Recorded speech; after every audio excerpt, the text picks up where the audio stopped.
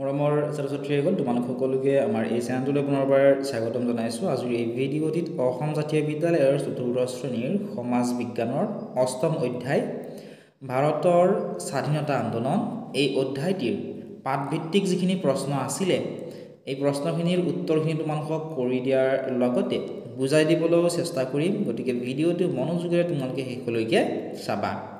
প্ৰথম প্ৰশ্নটো চোৱাচোন। 1 নম্বৰত দিছিল যে পৰাধীন মানে কি হয়। ঠিক আছে, তোমালোকে এনেধৰণে লিখিবা যে পৰাধীন মানে হৈছে আনৰ তলতীয়া হৈ থকা। যেনে আমাৰ দেশ ভাৰতবৰ্ষ কেতিয়া স্বাধীন হৈছিল? 1947 চনত স্বাধীন হৈছিল। তাৰ আগত কি আছিল? পৰাধীন আছিল, অৰ্থাৎ আনৰ তলতীয়া হৈ আছিল। গতিকে পৰাধীন মানে মনত ৰাখিবা, পৰাধীন মানে হৈছে আনৰ তলতীয়া হৈ থকা, অৰ্থাৎ আনৰ তলত থকা। ঠিক আছে, নেক্সট প্ৰশ্নটো তোমালোকে চোৱাচোন। 2 নম্বৰ প্ৰশ্নটো দিছিল যে স্বাধীনতা বুলিলে কি বুজা? তোমালোকে এনেধৰণে লিখিবা যে যিখন দেশ আনৰ অধীনৰ পৰা মুক্ত হৈ নিজ দেশৰ নাগৰিকৰ দ্বাৰা দেশৰ শাসন ব্যৱস্থা পৰিচালিত কৰে তাকেই স্বাধীনতা বোলে। অৰ্থাৎ ভাৰতবৰ্ষই কেতিয়া স্বাধীনতা লাভ কৰিছিল? 1947 চনৰ 15 আগষ্ট তাৰিখে ভাৰতবৰ্ষই স্বাধীনতা লাভ কৰিছিল। ইয়াৰ আগত ভাৰতবৰ্ষত কোনে শাসন কৰিছিল? ব্ৰিটিছসকলে বা ইংৰাজসকলে, হয়নে? গতিকে তেতিয়া ইংৰাজসকলে যেনেকৈ শাসন কৰিছিল ঠিক তেনেকৈ আমি বা যি কৈছিল গোটেইখিনি কথা আমি শুনিব লাগিছিলে। কিন্তু যেতিয়া আমাৰ ভাৰতবৰ্ষখন স্বাধীন হ'ল, অৰ্থাৎ আনৰ অধীনৰ পৰা যেতিয়া আমাৰ কি হ'ল? মুক্ত হ'ল। মুক্ত হোৱাৰ পিছত নিজ দেশৰ নাগৰিকৰ দ্বাৰা দেশৰ শাসন ব্যৱস্থা পৰিচালিত হ'ল, তাকে কি বুলি কোৱা হয়? স্বাধীনতা বুলি কোৱা হয়। নেক্সট চোৱাচোন, বৰ্ণ বিদ্বেষ বিৰোধী আন্দোলন মানে কি সুধিছে? তোমালোকে এনেধৰণে লিখিবা যে বৰ্ণ বিদ্বেষ বিৰোধী আন্দোলন মানে হৈছে মানুহৰ জাত পাত উচ্চ নিচ নীতি নিয়মৰ বিৰুদ্ধে হোৱা আন্দোলন। ঠিক আছে, আগৰ দিনত বেছিকৈ হৈছিল এইবোৰ জাত পাত উচ্চ নিচ নীতি নিয়মৰ বিৰুদ্ধে, কাৰণ আগৰ দিনত এইবোৰ বহুত বেছি প্ৰচলিত আছিল। গতিকে বৰ্ণ বিদ্বেষ আন্দোলন মানে বিৰোধী আন্দোলন মানে মনত ৰাখিবা যে মানুহৰ জাত পাত বা উচ্চ নিচ আদি নীতি নিয়মৰ বিৰুদ্ধে হোৱা যি আন্দোলন তাকে বৰ্ণ বিদ্বেষ বিৰোধী আন্দোলন বুলি কোৱা হয়। নেক্সট চোৱাচোন, 4 নম্বৰ প্ৰশ্ন প্ৰায় পৰীক্ষাত আহি থাকে যে প্ৰথম বিশ্বযুদ্ধ কোন চনত হৈছিল?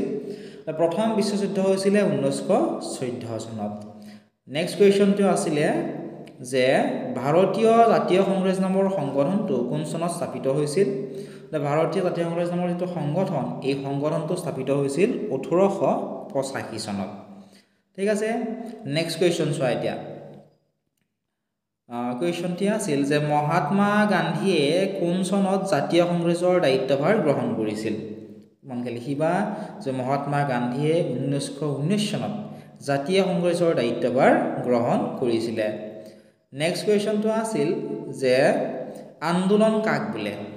এনেধৰণে লিখিবা দেশৰ জনসাধাৰণে একতাৰে লগ হৈ কোনো অন্যায় অনীতিৰ বিৰুদ্ধে প্ৰতিবাদ কৰি সেই অন্যায় অনীতি নোহোৱা কৰিবৰ বাবে কৰা চেষ্টাকেই আন্দোলন বুলি কোৱা হয়।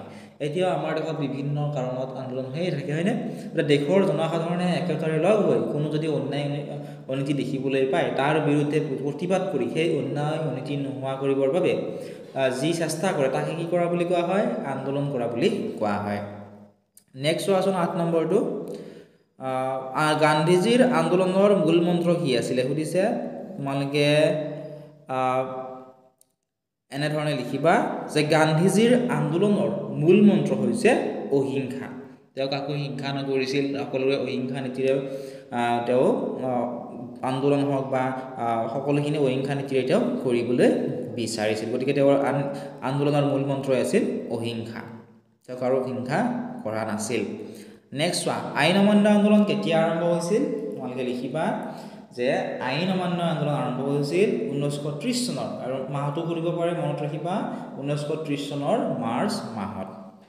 নেক্সট প্ৰশ্নটো চোৱা, ভাৰত ত্যাগ আন্দোলন কোন চনত আৰম্ভ হৈছিল সুধিছে নহয়, তো মনত ৰাখিবা যে ভাৰত ত্যাগ আন্দোলন আৰম্ভ হৈছিল 1942 চনত। আৰু কেতিয়াবা এনেকৈও দিয়ে প্ৰশ্নটো যে ভাৰত ত্যাগ আন্দোলনক আন কি নামেৰে জনা যায়? তোমালোকে মনত ৰাখিবা যে ভাৰত ত্যাগ আন্দোলনক আগষ্ট বিপ্লৱ নামেৰেও জনা যায়।